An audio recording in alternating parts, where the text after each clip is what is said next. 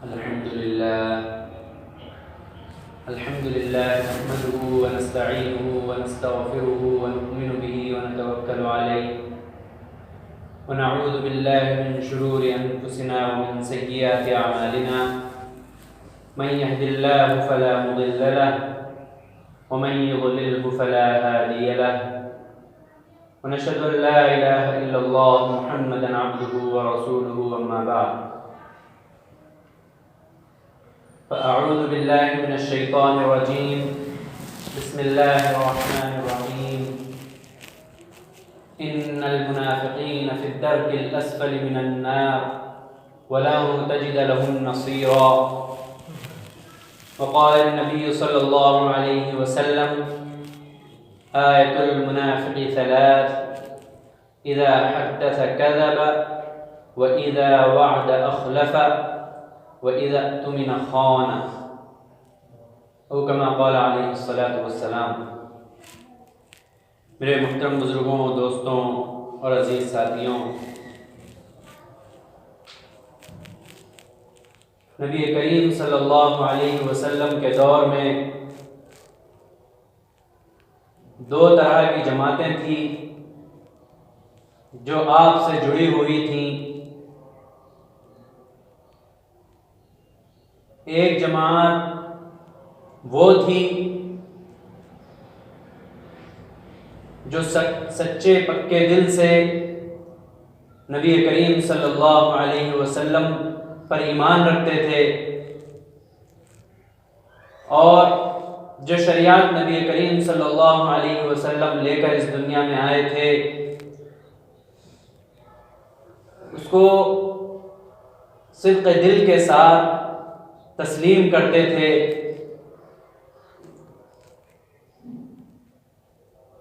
اور ایک جماعت وہ تھی جو بظاہر تو اپنے آپ کو سچا پکا مومن ظاہر کرتی تھی، لیکن ان کے دل میں نفاق تھا، ان کے دل میں جھوٹ تھا، ان کی زبان پر کچھ اور ہوتا تھا اور ان کے دل میں کچھ اور ہوتا تھا۔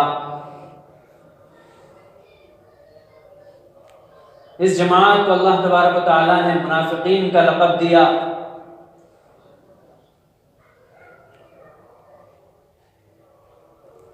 اور کفار تو خیر کھلے ہوئے دشمن تھے، ان سے تو کوئی گلہ ہی نہیں تھا، لیکن منافقین کی جماعت وہ جماعت تھی کہ جو مسلمانوں کو نقصان پہنچانے کے در پہ رہتی تھی، جسے آستین کا سانپ کہا جاتا ہے، وہ ان کی مثال تھی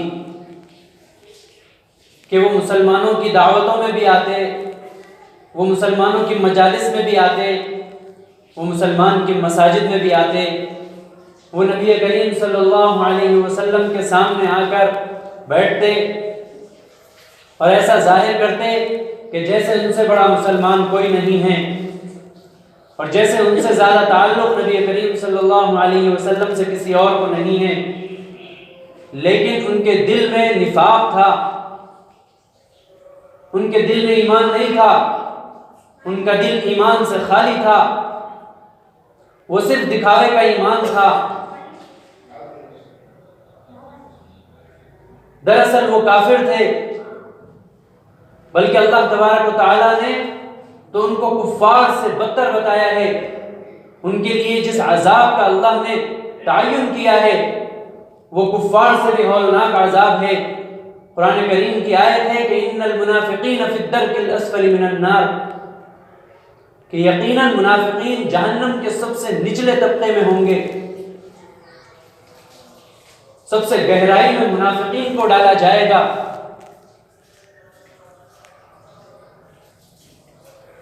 قرآن ان کے متعلق فرماتا ہے کہ وَإِذَا لَقُوا الَّذِينَ آمَنُوا قَالُوا آمَنَّا، اور جب وہ مومنین سے ملتے تھے، ایمان والوں سے ملتے تھے تو کہتے تھے کہ ہم ایمان لائے۔ وَإِذَا خَلَوْا إِلَىٰ شَيَاطِينِهِمْ، اور جب وہ اپنے شیطانوں کے ساتھ ہوتے تھے قَالُوا، وہ کہتے تھے کہ ہم تو ان کا استہزاء کرتے ہیں. قالوا انا معکم، ہم تو تمہارے ساتھ ہیں. انما نحن مستہزئون، ہم تو صرف ان کا استہزاء کر رہے ہیں. اگر ہماری زبان میں کہا جائے تو وہ کفار کے پاس جا کر مومنین کے متعلق یہ کہتے تھے کہ ہم تو صرف ان سے مزے لے رہے ہیں، ہم تو ان کی مجلسوں میں جا کر اس لیے بیٹھتے ہیں کہ ان کی باتیں جان سکیں، ان کے مزے لے سکیں، ہم ایمان کچھ نہیں رکھتے. تو اللہ نے ان کا جواب دیا کہ اللہ یستہزئ بہم، کہ اللہ ان کے مزے لے رہا ہے. یعنی تم سمجھتے ہو کہ تم مسلمانوں کا مذاق اڑا رہے ہو، تم ان کا استہزاء کر رہے ہو. در حقیقت بات یہ ہے کہ تمہارا استہزاء کیا جا رہا ہے. نہ تم اس جگہ کے ہو، نہ تم مومنین کے ہو، نہ تم کفار کے ہو. مومنین کے تو تم اس لیے نہیں ہو کہ خود تمہارے دل میں ایمان نہیں ہے، اور کفار بھی تمہیں اپنا نہیں سمجھتے. دراصل مذاق تمہارا بن رہا ہے. پھر آخرت کے لیے تو تمہارے لیے ان المنافقین فی الدرک الاسفل من النار والعذاب تیار کر رکھا ہے. یہ منافقین تھے جو نبی کریم صلی اللہ علیہ وسلم کے دور میں سب سے زیادہ نقصان آپ کو اور مومنین کو پہنچایا کرتے تھے.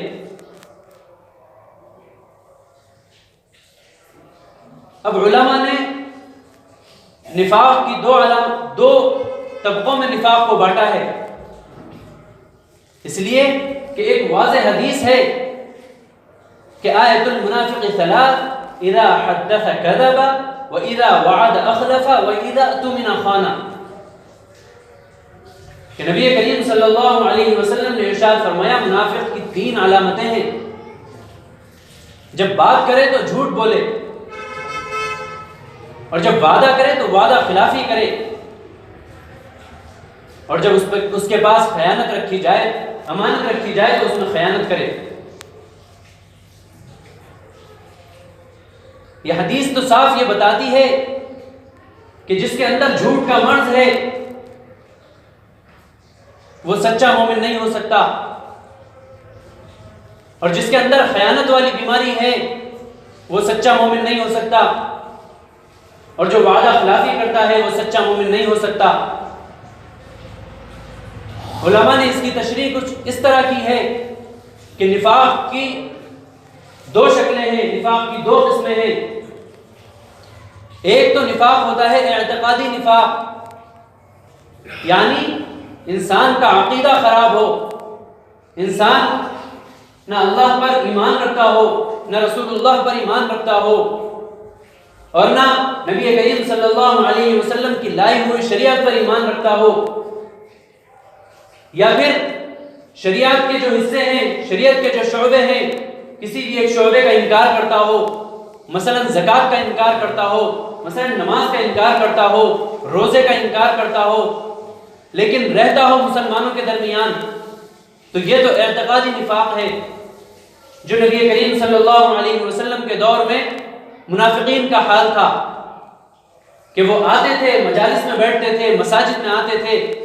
ایک حدیث میں آتا ہے کہ کسی منافق کی یہ ہمت نہیں ہوتی تھی کہ وہ پہلی صف سے نماز کو قضا کرے. پہلی صف میں منافقین ہوتے تھے، لیکن ان کے دل میں نفاق چھپا ہوا تھا. یہ تو ہوا اعتقادی منافق. علماء نے بتایا ہے کہ ایک نفاق ہوتا ہے عملی نفاق،